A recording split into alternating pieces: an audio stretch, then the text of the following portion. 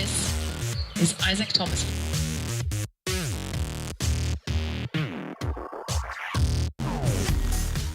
I would like to invite you to ask questions. Do you have something that you would like to know that we can pass on to Isaac? I have a question. Yes, ma'am. I think you maybe probably just answered it, but it would be better if you could just say it again. For example, I've been here nearly all my life on the island, so to be able to, I use only 100% organic produce, and to be able to convince the organic farmers who are cultivating and I'm buying from them about this, because they are still very closed-minded to it, how would one go about it? Or is there going to be somebody here who's going to take that role to be able to do that? Because I would love to buy from them currency. Let me repeat the question. Very good. Let me repeat the question for the camera. So, from what I understand, Beverly would like to know, for all the farmers and the people that produce for us here on the island, on the beautiful island of Mallorca, is there going to be somebody to convince them to take part in the vegan coin or the vegan nation, or is that going to be her job? So first of all, it's the job of each one of us, and it's also the job of the ambassadors, which I see each one of us as an ambassador. I think that's why you guys made the drive out here, although it's a gorgeous drive. But that's why you came out here, because you guys are interested about this. You want to be involved, and you want to tell your friends about it. And it starts from your friends, goes to your community, and goes to your business associates, and that's how the circle is going to grow slowly but surely. I can't tell you that it's going to happen tomorrow, that all farmers in the world will be running to VeganNation to accept vegan cryptocurrency, but we are talking to farmers from the United States, for example, that believe in the idea of the vegan coin, and they want to come onto our platform. So it is a process. One of the things that keep me up at night is exactly that question, because I know it's going to take time to get to every farm out there. Some farmers never heard of cryptocurrency, and some of them just have to make that cash in order to get through the week. So it is going to be a challenging journey, but we're here for the long run. I'm not looking at the next 6 months or a year. I'm looking years down the road, and I really believe that we're going to get to a day where people are going to use this vegan coin and cryptocurrency in general to do majority of their transactions. Maybe I can add something to that. So we had a similar conversation last night, and I asked him, so if I would, be willing to go out and give talks to farmers or whatnot, would that also be counted as adding value to the vegan nation, and therefore could I also get paid for that, right? So that I can, as a person that says, okay, I would be willing to do the work, would I get paid for it? And from what I understand, that would be possible. So if we would find people that would be willing to do that, that would be one way, correct? Yeah, absolutely.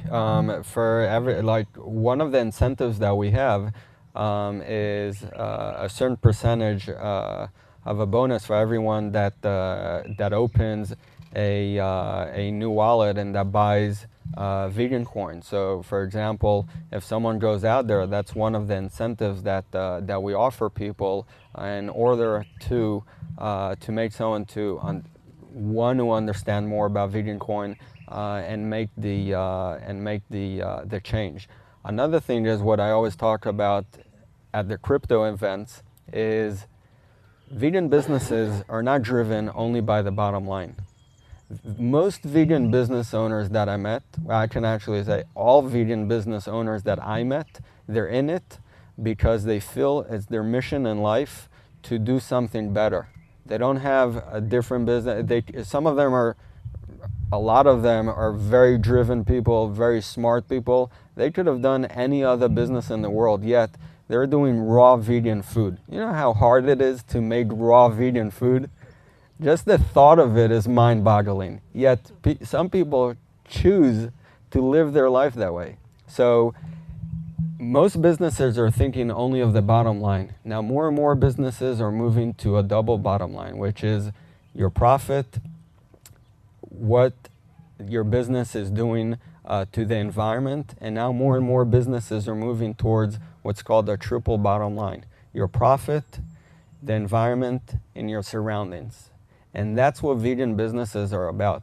Yes, it's going to be challenging at the beginning to accept vegan coin or to turn around and to keep using it within the system, but I believe that you will be able to find on VeganNation many good things to do with vegan coin, or just continue to sit on it. Patrick, you had another question. Yeah, I have two. Two questions. What's about the taxes? If somebody paid in vegan coin, in this moment, what I have to pay to the government? The tax office, yes. So that's a very good question. Tell us a little bit about the whole tax situation with the vegan coin. Why are you smiling already? Is it that exciting? Because I always get questions that I'm thinking, what's going to happen if I say something wrong and my lawyer's going to watch the video and then going to spank me. So I'm not an accountant, I'm not a lawyer, and I'm not an investment advisor. So I cannot give you advice on all three. As far as what I could is try to shed some light. And taxes obviously change from country to country, and some countries are more open about cryptocurrency and regulation of cryptocurrency, and part of that is taxation on cryptocurrency. So some countries like Switzerland, like Estonia, and there are some others that are really on the forefront of regulation of cryptocurrency, and they also have a very extensive tax code on how that's going to work for different businesses. But obviously it changes from every country. Some countries still have no idea what cryptocurrency is. Some countries will tax it in one way the day you get it. Some countries will tax it the day you sell it. So that really changes from place to place. I can't really answer that. I'm sorry. Okay. Well, I understood that in the beginning they're selling the coin, and after this there's no more coins to sell or destroy. No? So if any client don't earn coins inside of the blockchain, how he can buy in coins, or he only can buy in euros? yeah, so the question is, after the ICO, if you can't buy any more coins, how are his customers going to be able to get vegan coins so that they can pay him with it? Absolutely. So vegan coin is not a mineable coin. So we are going out with a certain number of coins, which is 1 billion coins, and that's it. There's no more coins forever. It's locked. There's no way to produce more coins. About 30% of that is going out in the ICO, and then the rest is locked for up to 10-year period through the incentive model. So we're going to have a certain amount of coins being released into the system as far as incentives and things like that for the next 10 years. After the ICO, again, we have zero control over that, and if your customer needs a vegan coin, he's going to have to go buy it from someone else. What happens when you have supply and demand? We can all understand, but the idea is it's a free market. It's not going to be in our hands anymore, and it's going to be supply and demand. So if you accept vegan coin, you believe in it, your customer does, he will have to buy from someone, he will have to buy from someone, and that's what's going to drive this economy. Does that answer your question? Yeah. No? Christine? Hmm? Yeah, I have two questions as well. The second one depends on your answer to the first one. Pressure. I understand you said it's a free market and that people don't have to comply with certain standards to open up a wallet. So it could be like a carnivore, if you like. Somebody who's not into fair trade, whatever, opening up a wallet. Now, from what I understand, and I don't know much about the whole system, it could go two ways. One, our ideas, vegan ideas, and cruelty-free and maybe even organic or whatever, will prevail and convert, if you like, all the people who join the market, or it could flip and go the other way around.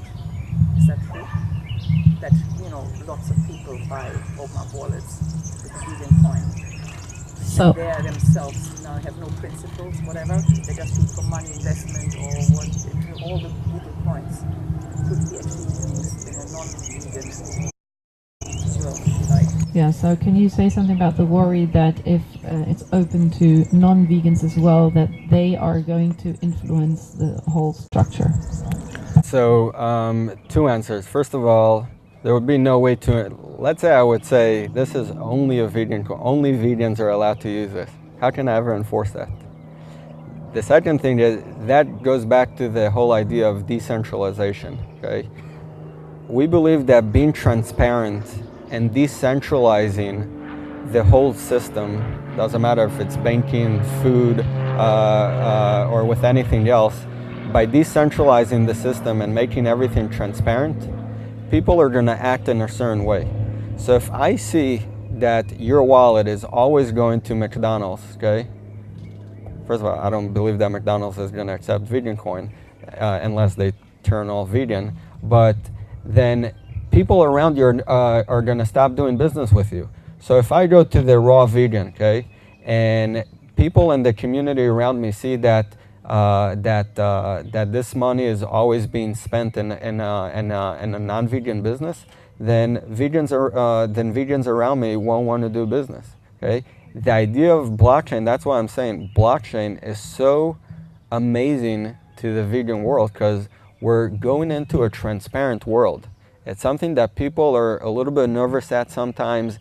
Blockchain people like that no one sees their wallets and things like that. In Vegan Coin, we're promoting transparent wallets. We want to see what you're doing with your wallet. Now, we don't have to see the personal information, but we want to see as a business where your money is going, as an individual wallet where your money is going. And I believe at the end of the day, the fact that you're transparent is going to cause you to act in a certain way. Just like with the glass walls, like the idea of a glass wall is when people are able to see something, then they automatically start acting in a different way. You say you promote. Is it a must, or you just encourage the transparency, the open wallets? Is that a precondition, or? No, it's not. First of all, there's so many wallets out there. I can't control what wallet the vegan coin is on. But the transparent thing is the vegan coin itself.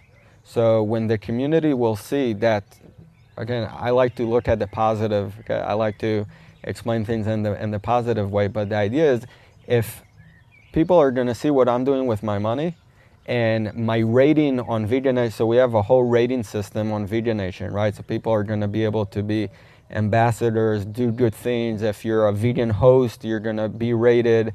So a lot of the things on the system is based on a rating system.